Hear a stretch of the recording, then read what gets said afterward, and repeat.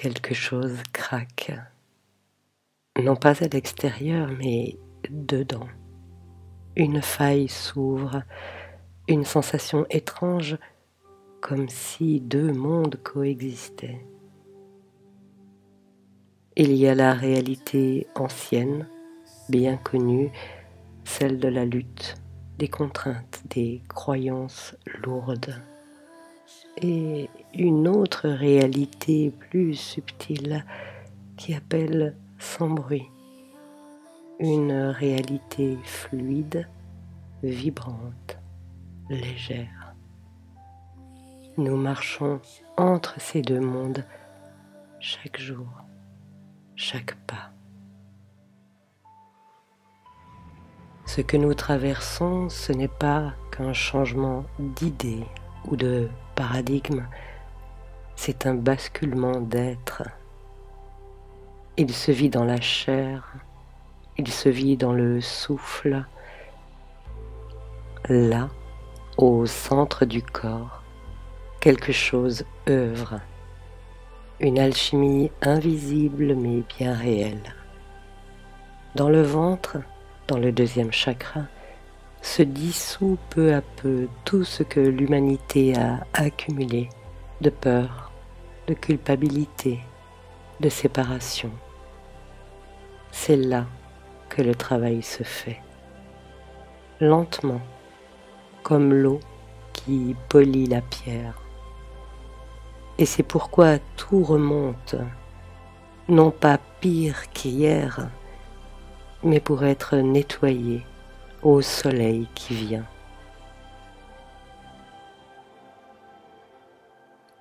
Par moments, on se sent perdu, ballotté entre deux états, on croit régresser, mais ce n'est qu'un déséquilibre passager, comme l'enfant qui apprend à marcher, un jour aligné, clair, vibrant, et le lendemain envahi de doutes, de fatigue, d'émotions venues d'ailleurs.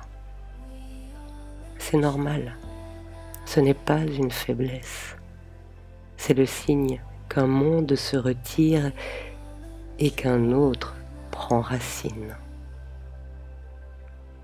Nous avons le choix de regarder le chaos au dehors ou de nous réunifier dans la certitude intérieure que l'œuvre se réalise en nous peu à peu, à chaque instant. Nous n'avons pas à fuir la matière, nous sommes là pour la féconder. La lumière n'est pas à l'extérieur, elle descend en nous, par nous, dans le corps, dans chaque cellule qui apprend à croire à la vie divine. La matière devient consciente, pas en théorie, pas par une vue de l'esprit, mais parce que nous lui offrons notre conscience, notre amour, notre présence. La matière appelle comme une mère qui cherche ses enfants. Elle a soif de lumière et c'est à nous, ses enfants, de la lui porter avec une conscience sacrée. Le corps devient cathédrale, une structure vivante où le souffle circule comme la lumière dans un vitrail. Le cœur en est le centre. Il unit le haut et le bas, la matière et l'esprit, le visible et l'invisible.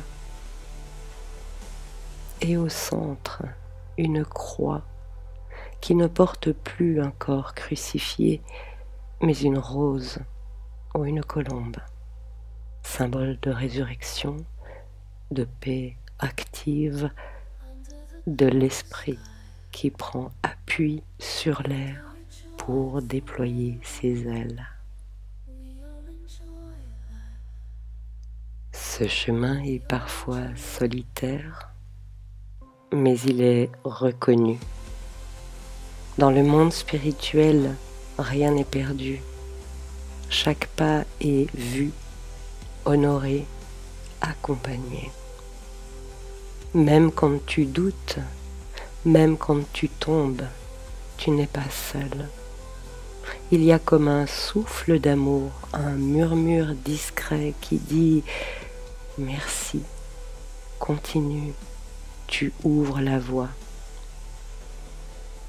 Le monde a besoin de pionniers, et ceux-ci sont silencieux. Ils ouvrent la voie, encore invisible, aussi invisible que la graine germentaire à l'abri des regards. L'ancien monde s'éteint, le nouveau monde n'est pas encore visible, mais il grandit en toi, comme une gestation, comme un enfant divin prêt à naître dans la matière, et toi, tu es le berceau. Deux réalités, une seule naissance, la tienne.